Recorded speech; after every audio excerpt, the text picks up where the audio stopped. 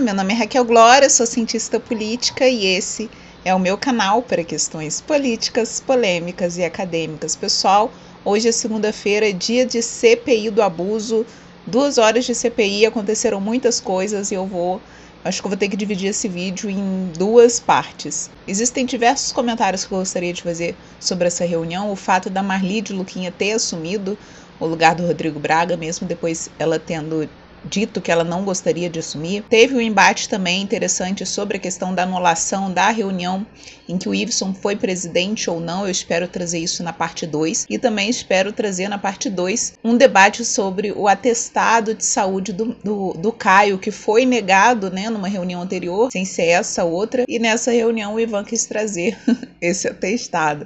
Só que isso vai ser pauta para um próximo vídeo. No vídeo de hoje eu vou falar sobre as oitivas, sobre a tentativa de levar para a CPI o testemunho das pessoas envolvidas nos atos que estão sendo investigados por essa CPI. Então eu vou trazer alguns recortes para vocês, como eu sempre faço, e ao longo eu vou explicando, tá? E no final depois eu faço minhas considerações. A reunião começa sempre com a presidente perguntando se algum vereador tem alguma consideração inicial para fazer.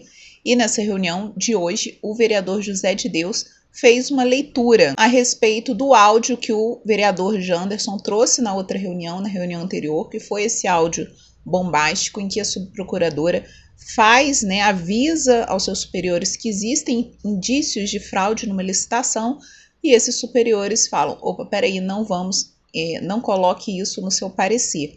E aí o José de Deus ele vem falando sobre isso. Vamos ouvir o José de Deus, gente, segurar. Na última reunião, o vereador Janderson Avelar trouxe um áudio que vem sendo tratado como se fosse algo novo, como se todos os vereadores desconhecessem os fatos ali tratados. Porém, todos aqui sabem que isso não condiz com a verdade, pois esses fatos foram apresentados na reunião ordinária com a presença de todos os vereadores desta casa. Mentira!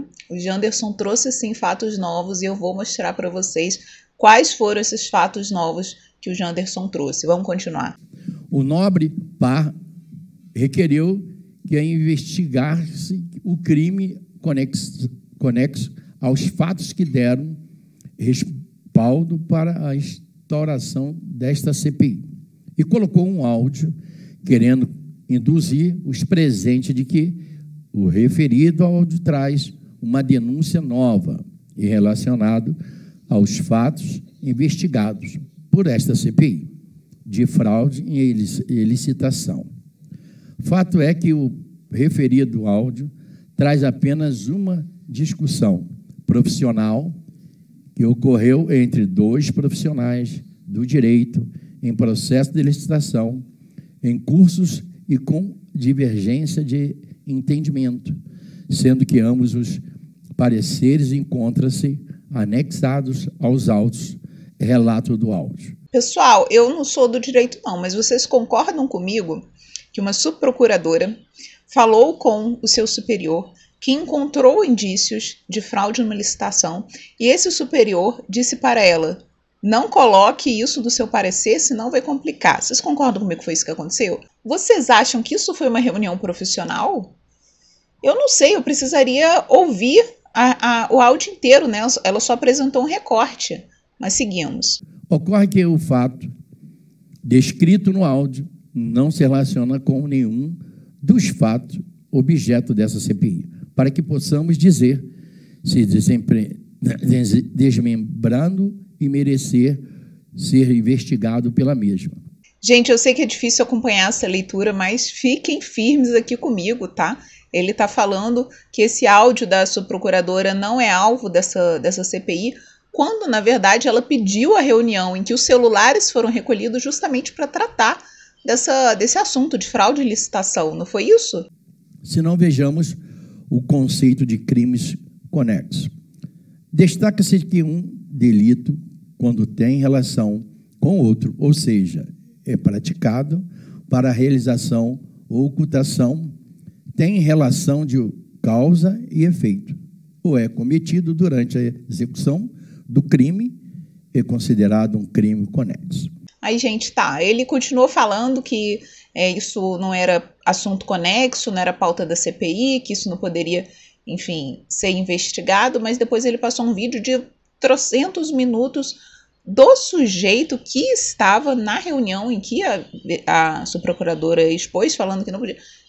Trouxe esse sujeito para falar sobre o caso. Vamos ouvir então uma parte da fala do diretor de licitações, que seria a pessoa que falou: sugiro não constar isso no seu parecer, porque senão vai complicar. Então nós vamos tirar. Trata-se de um processo para aquisição de cadeiras giratórias e estação de tratamento, estação de trabalho para formação do coworker aqui nesta casa.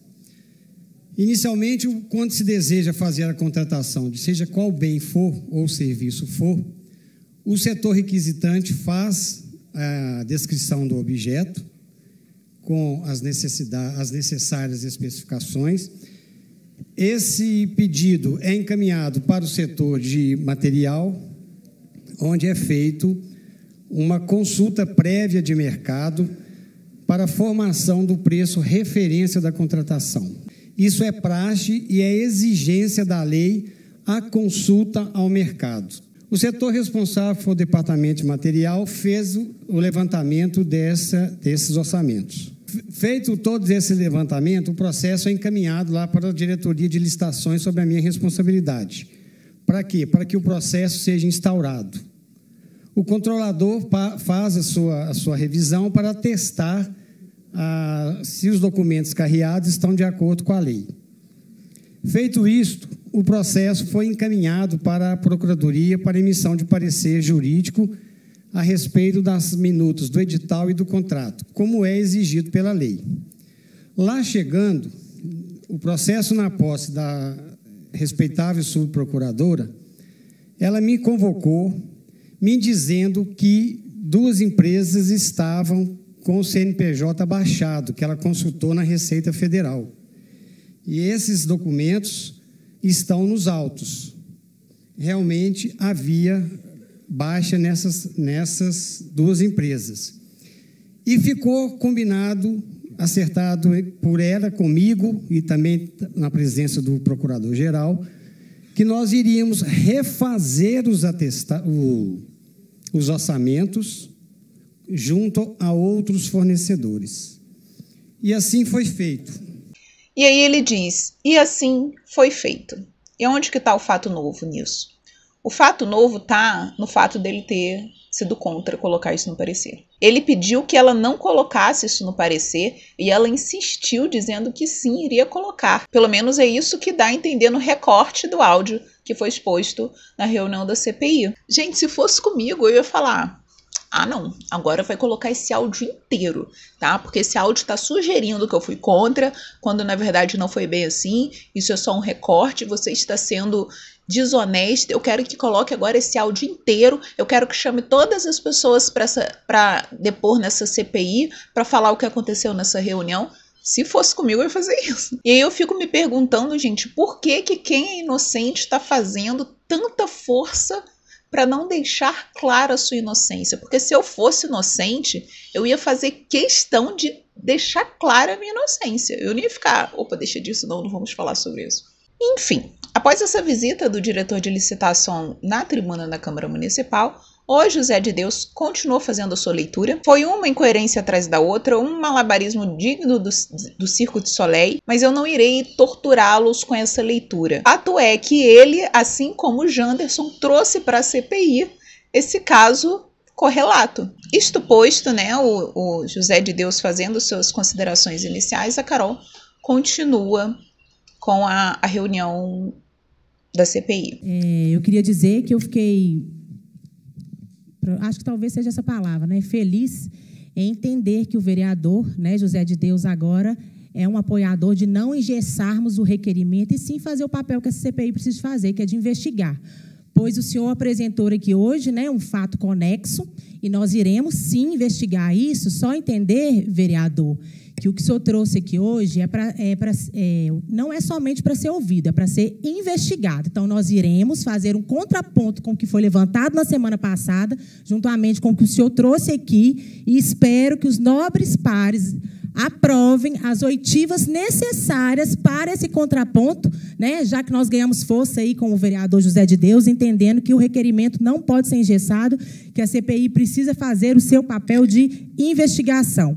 E nós precisamos de materializar toda essa documentação aqui na CPI. E como já diz o próprio presidente da Câmara nesse vídeo, não existe verdade absoluta. A gente precisa ouvir os dois lados e todos que estão envolvidos no processo. E assim seguiremos, sem ter lado e trazendo a verdade para essa comissão. Ana Carolina Canabrava começou a fundamentar, né, trazer fundamentos jurídicos, uma questão meio técnica do porquê essa CPI deveria investigar atos conexos. E ela fez essa preparação justamente para tentar chamar, né, mais uma vez, para as oitivas as pessoas que estariam diretamente envolvidas com o fato que é alvo de investigação dessa CPI. Eu não vou trazer aqui essa argumentação mais técnica da Carol, porque, enfim, é algo muito técnico, mas após isso ela fala sobre a necessidade de chamar o Caio Vallassi, presidente da Câmara, para depor, uma vez que o Caio enviou um ofício para a CPI falando, enfim, explicando o que aconteceu,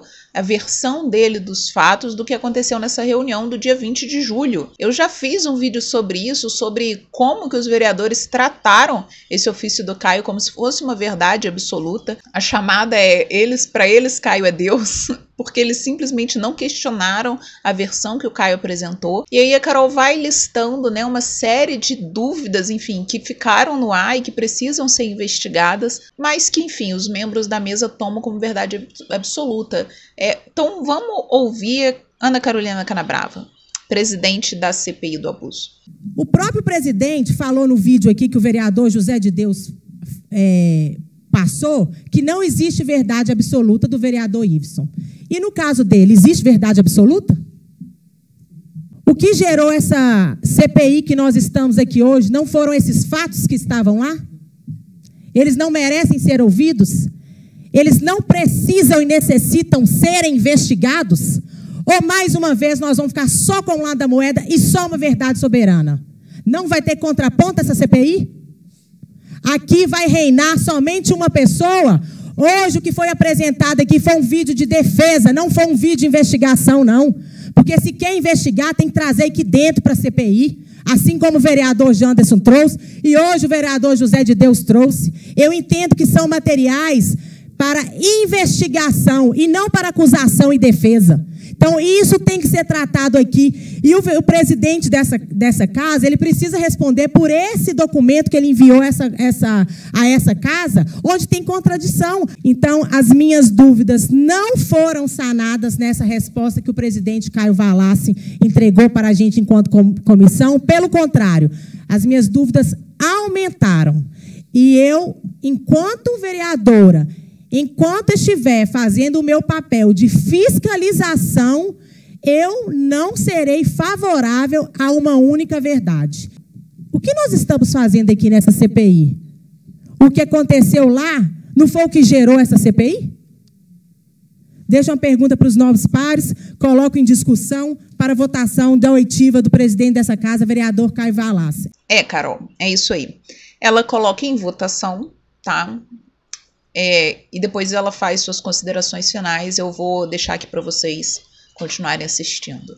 Em votação, como vota, vereadora Marli? Para manter a lógica das minhas decisões e respeitando a minha opinião quanto a chegarmos à verdade dos fatos, voto favorável à oitiva das testemunhas, bem como votei favorável pela exibição do vídeo. Vereador Ismael Soares, como voto? Vereador José de Deus, como vota? Não vejo motivo para ouvir o vereador Caio na figura de investigado. Meu voto é não. Relator, vereador Ivan Luiz. Meu voto é o contrário.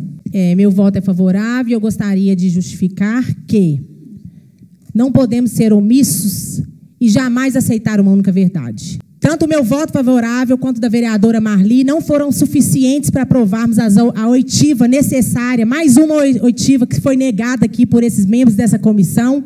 E deixo uma pergunta para os membros dessa comissão. O que estamos fazendo aqui? O papel dessa comissão é investigar, não é incriminar ninguém. Porém, nós precisamos fazer ele com excelência, para que no final a gente possa entregar um trabalho para a população que confia na gente. O que iremos entregar a essa população? Quantas vezes nós, agentes políticos, somos questionados? E agora nós temos a oportunidade de fazer um trabalho claro, transparente, pois o maior número de documentos anexados a essa comissão nos dará tranquilidade para declarar o voto.